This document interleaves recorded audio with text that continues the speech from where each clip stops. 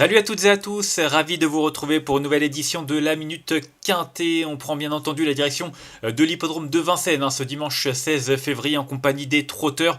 Ce sera le prix de la Gacie qui sera support de Quintée, quatrième course du programme, une épreuve européenne pour des juments âgés de 6 à 8 ans n'ayant pas gagné 153 000 euros. 15 concurrentes qui seront au départ sur le parcours exigeant des 2850 mètres de la grande piste. Une compétition qui bien entendu est prévue aux alentours de 15h15. Avant de rentrer dans le vif du sujet, je voulais vous rappeler notre jeu hebdomadaire avec un mois d'abonnement à gagner au Prono VIP sur le site turf-fr.com. Il vous faut tout simplement trouver le vainqueur de ce quintet et le commenter en bas de votre écran sur la vidéo YouTube pour avoir une chance de remporter cet abonnement. Si vous êtes plusieurs à trouver la bonne réponse, il y aura un tirage au sort. Si vous êtes le seul, vous remportez automatiquement ce mois d'abonnement à nos pronos VIP. On va maintenant parler de ce quintet. C'est une épreuve qui est assez ouverte avec pas mal d'étrangères au départ. J'ai quand même fait confiance à une locale, une française, en l'occurrence le 13 Jetida, que j'aime beaucoup. C'est vraiment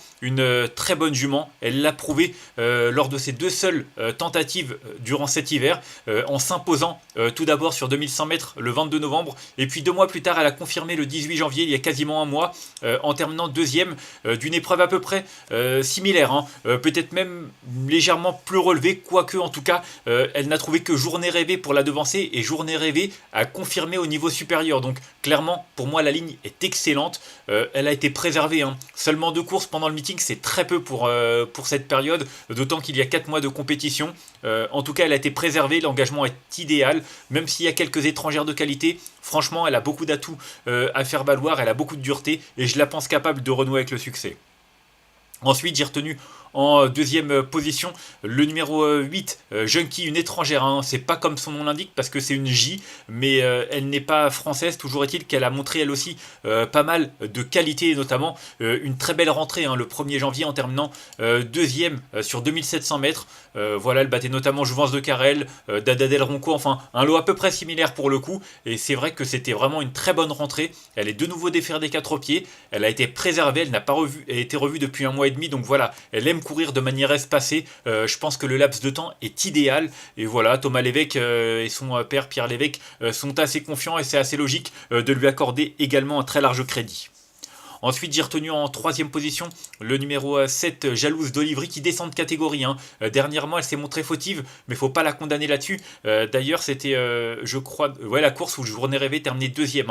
Une course bœuf vraiment bien composée face au mâle. Donc voilà, clairement, là, l'opposition est moins forte. Elle est défaire des 4 pieds auparavant. Elle avait très bien tenu sa partie derrière Jetida en traçant une plaisante fin de course. Elle retrouve Eric Raffin. Pour moi, elle a tout pour plaire. Et malgré sa récente disqualification, je lui vois vraiment une très belle chance, tout du moins, pour une place sur le podium.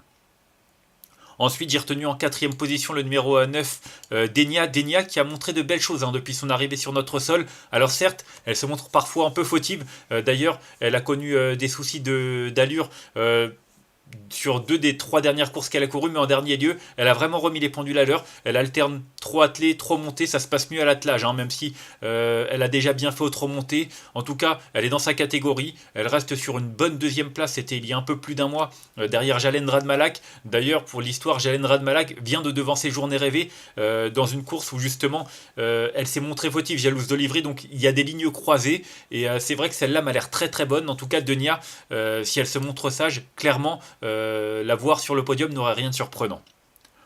Ensuite, j'ai retenu en 5e position le numéro 11, Jouvence de Carrel, une pensionnaire de Thierry Duval d'Estaing. Il n'a pas mis l'émoji vert, c'est peut-être pour ça que je la retiens un peu plus loin, mais elle est dans sa catégorie. Elle vient de très bien courir au trop monté, se classant 2e du côté de Nantes. Elle a repris un petit peu de fraîcheur, elle a fait ses preuves sur la grande piste de Vincennes, même si ce parcours, c'est pas forcément celui où elle a le plus brillé. Je crois qu'elle n'y a couru qu'une seule fois pour une disqualification, mais franchement, c'est pas un problème. Elle a déjà fait 2007 grandes pistes sans aucun souci. Donc pour moi, c'est une jument qui a vraiment beaucoup d'atouts à faire valoir. Et puis son entraîneur est en grande forme, Thierry Duval d'Estaing.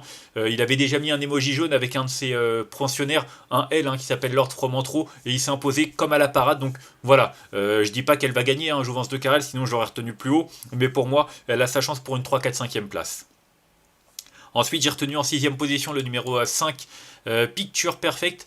Alors, Elle est impériale, hein, ça fait 5-6 courses qu'elle est invaincue. D'ailleurs, depuis son retour en France, elle a couru 2 fois pour 2 victoires. C'était cette année. La dernière en date sur ce parcours maintenant.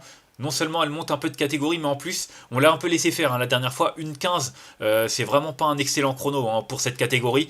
Donc, va falloir vraiment qu'elle montre autre chose, même si elle a montré qu'elle était capable de remporter une très belle course. Mais voilà, je trouve qu'à face à une telle opposition, on va pas la laisser s'en tirer comme ça. Et j'attends de voir. Peut-être qu'elle est capable de monter de catégorie et de rivaliser face à de tels adversaires. Mais voilà, dans le doute, sachant que quand même il y en aura qui vont montrer les dents. Je l'ai retenu seulement en 6ème position, mais voilà, en même temps on ne connaît pas ses limites, elle est capable de faire bien mieux, mais il faut faire des choix, il faut prendre des risques, et c'est ce que j'ai fait en la retenant un petit peu plus loin.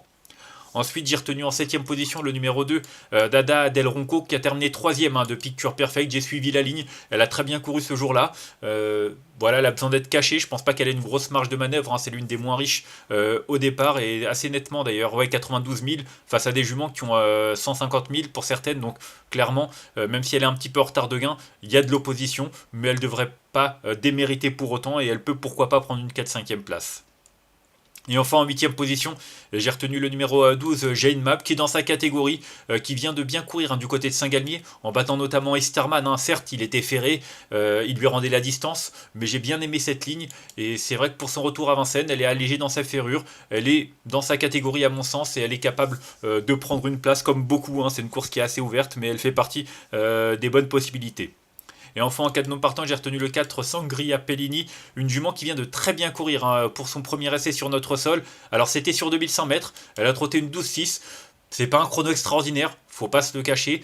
Son driver habituel, Michael Nimzik, n'est pas de la partie, c'est Mathieu Abrivard qui lui sera associé. C'est vrai qu'elle court avec les mâles, mais bon, c'était dès 7 ans. Là, il y aura quand même les 6 ans au départ. Donc pour moi, elle monte de catégorie. Ça limite un petit peu ses chances. Et même si elle a de la tenue sur 2008 grandes pistes, va falloir courir à l'économie pour espérer faire l'arrivée. C'est pour ça que c'est juste un regret de ma part. On va faire un petit récapitulatif de ma sélection avec le numéro 13 que j'ai retenu devant le 8, le 7, le 9, le 11, le 5, le 2 et le 12. Et en cas de non partant, le numéro 4. Voilà, la course est quand même assez ouverte. J'ai pas cité toutes les juments, hein. Je ne peux pas non plus toutes les citer quoi qu'il en soit, mais c'est vrai que pour moi Jetida, le numéro 13, c'est vraiment une très belle base au départ de ce quintet. Le 8, Junkie, c'est également un bon point d'appui vu ce qu'elle vient de montrer lors de sa rentrée début janvier. Elle a repris un peu de fraîcheur. Et puis le 7, Jalouse d'Olivry, elle retrouve Eric Raffin. Vu son avant-dernière sortie derrière Jetida, elle a le droit elle aussi de jouer les premiers rôles. C'est pour ça que je lui vois une très belle chance théorique. En tout cas, 13, 8 et 7, ce seront mes 3 préférés dans cette compétition. On va se quitter là-dessus. Moi, je vous remercie de m'avoir suivi pour cette nouvelle édition de la Minute Quintet. Si vous avez aimé cette vidéo, n'hésitez pas à la liker, à la partager ou encore à vous abonner à notre chaîne YouTube, comme je le dis à chaque fois, pour être au courant des prochaines vidéos. On se retrouvera lundi. On débute la semaine comme on l'a fini du côté de Vincennes. D'ailleurs, le Quintet, ce sera le pendant de ce prix de l'Agassi. Ce sera les mâles de 6 à 8 ans dans une course européenne qui promet de faire pas mal d'étincelles. En tout cas, on en reparlera d'ici là. Je vous souhaite une excellente journée, un très bon week-end et de bons jeux à tous. Bye bye.